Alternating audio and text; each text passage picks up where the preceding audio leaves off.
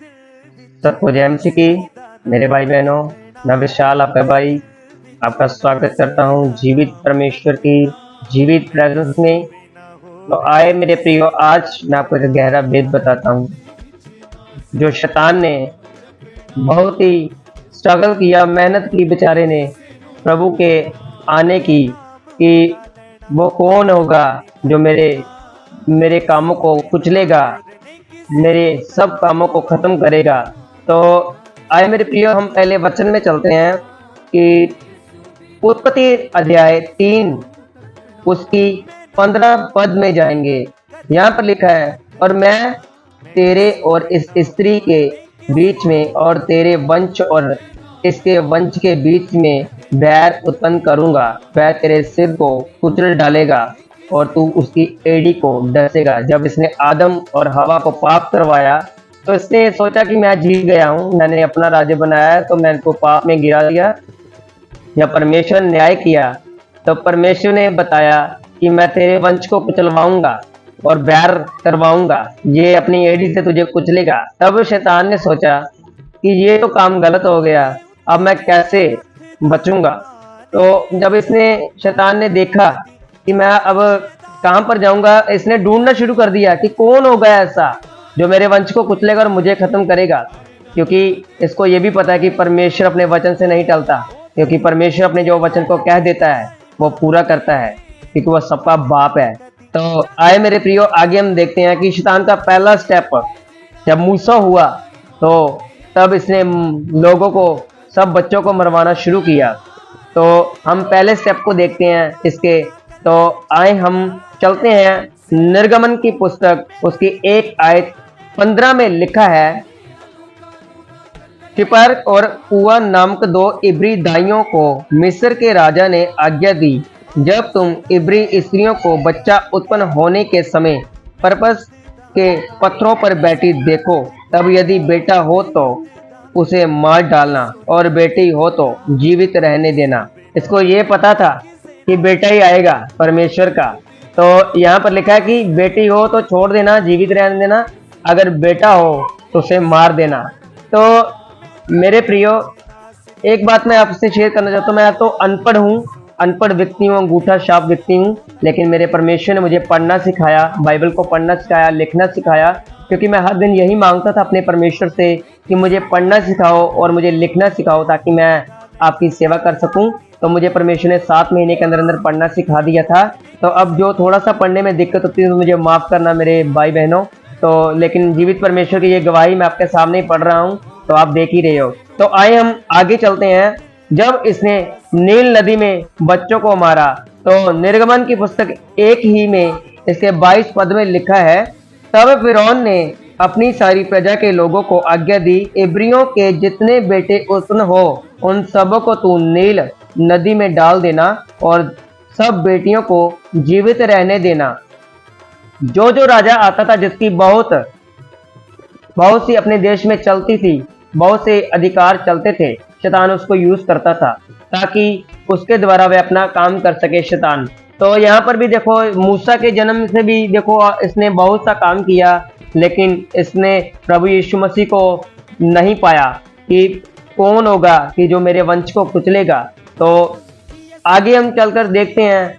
तो जब राजा हेरोदेस तब भी बच्चे मारने शुरू किए, 2 साल के बच्चे मारने शुरू किए। देखो, जो बच्चे मर गए, नाजायज मर गए, उसका हिसाब भी परमेश्वर के पास है। जब हम प्रकाशित वाक्य की पुस्तक में जाते हैं तो उसके पुस्तक में लिखा है कि 1,44,000 जो मारे गए थे वह परमेश्वर के पास ही है, क्योंकि बच्चों ने कभी कोई पाप नहीं किया था, परमेश्वर ने अपने पास ही रखे थे। वह परमेश्वर के पास बहुत खुश हैं, वह जीवित हैं और वो आते जाते हैं, सब काम करते हैं। तो हम आगे देखते हैं, वचन में चलते हैं। मत्ती की पुस्तक 2 आयत उसके 16 पद में चलते हैं। जब हेरोदेस ने ये देखा कि ज्योतिषियों ने उसके साथ धोखा किया है, तब वह क्रोध से भर गया और लोगों को भेजकर ज्योतिषियों द्वारा ठीक ठीक बताया गया समय के अनुसार बैतलहम और उसके आसपास के स्थानों के सब लड़कों को जो 2 वर्ष के या उससे छोटे थे मरवा डाला। तो देखो, यहाँ पर 2 वर्ष के या उसके छोटे सबको मरवा डाला। यहाँ पर भी शैतान ने बहुत काम किया, लेकिन यीशु मसीह पिता को उसने नहीं पाया, इसको नहीं मिले प्रभु यीशु मसीह। तो इसका आमना सामना कब हुआ? जब प्रभु यीशु मसीह बपतिस्मा लेकर यरदन से उतरे, जब वो 40 फास्टिंग में थे, तब इसका आमना सामना हुआ। तब भी इसको ये साबित करना चाहता था, प्रूफ मांग रहा था कि तू परमेश्वर का पुत्र है। तो आए हम उसी पुस्तक में चलते हैं, मत्ती की पुस्तक 4 की आयत में उसके 6 पद में देखो यहाँ पर क्या कह रहा है। और उससे कहा, यदि तू परमेश्वर का पुत्र है तो अपने आप को नीचे गिरा दे, क्योंकि लिखा है, वह तेरे विषय में अपने स्वर्गदूतों को आज्ञा देगा और वह तुझे हाथों हाथ उठा लेगा, कहीं ऐसा ना हो कि तेरे पाँव में पत्थर से ठेस लगे। तो देखो यहाँ पर क्या कह रहा है, यदि तू परमेश्वर का पुत्र है।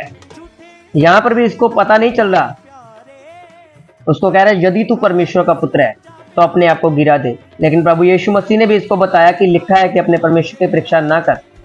तो जब प्रभु यीशु मसीह सलीब पर चढ़े और इसका सारा वंश कुचल दिया, जब हम आज़ाद हो गए, हमने प्रभु को, जब हमने सब पाप छोड़े तो हम भी आज़ाद हुए प्रभु के द्वारा। प्रभु ने अपना लहू बहाया, तब जब इसका सारा वंश कुचला गया। आज भी हम देखते हैं कि बहुत से दासों के द्वारा और विश्वासियों भाइयों के द्वारा ये इसका वंश कुचला जा रहा है। तो देखो कितना ये, इसको तब पता चला कि यही था परमेश्वर का पुत्र जिससे मैंने सवाल जवाब किए थे। तो आए आगे भी, इसको ये नहीं पता कि प्रभु कब आएंगे, कि कब आने वाला है परमेश्वर। प्रभु ने कहा था कि जैसे एक चोर आ जाता है, घर में चोरी हो जाती है तो घर वालों को नहीं पता चलता, वैसे मेरा दिन भी होगा। और उसने कहा कि जैसे तुम्हारे आंख जपते ही मैं आ जाऊंगा। तो मैं एक वचन में से साबित करूंगा कि यहाँ पर शैतान नहीं जानता कि प्रभु कब आने वाले हैं। तो आए मेरे प्रियो, मत्ती की पुस्तक 24 आयत उसकी 36 पद में लिखा है, उस दिन और उस घड़ी के विषय में कोई नहीं जानता, ना स्वर्ग के दूत और ना पुत्र, परंतु केवल पिता। देखो यहाँ पर प्रभु ने कहा कि कोई नहीं जानता, शैतान भी नहीं जानता कि कब प्रभु यीशु मसीह ने आना है। तभी तो इतने गंदे काम कर रहा है, विरोध बढ़ रहा है, गालियां निकाल रहे हैं, घर में मारपीट हो रही है, मर्डर हो रहे हैं, चोरी हो रही है, नशा हो रहा है, व्यभिचार हो रहे हैं, सब काम हो रहे हैं। क्योंकि इसको 42 महीने दिए गए हैं कि तू हर एक काम जितना तेरा जोर है तू लगा ले। उसके बाद प्रभु यीशु मसीह पिता जब आएंगे तुझे फिर बांध कर तुझे नरक कुंड में डाल देंगे और 1000 वर्ष तू बांधा रहेगा। तो तभी ये सारे काम कर रहा है, क्योंकि ये भी परमेश्वर की इच्छा के अनुसार काम हो रहा है। नेक्स्ट वीडियो में मैं आपको बताऊंगा कि शैतान कभी भी अपनी मर्जी से काम नहीं करता हमारे जीवन में।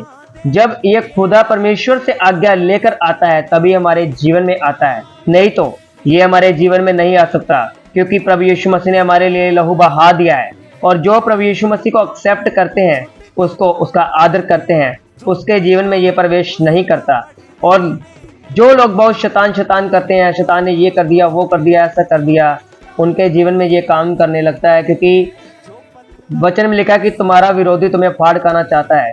तो मैं नेक्स्ट वीडियो में आपको ये बताऊंगा कि शैतान अपनी मर्जी से नहीं आता, वो भी परमेश्वर ही की मर्जी से आता है।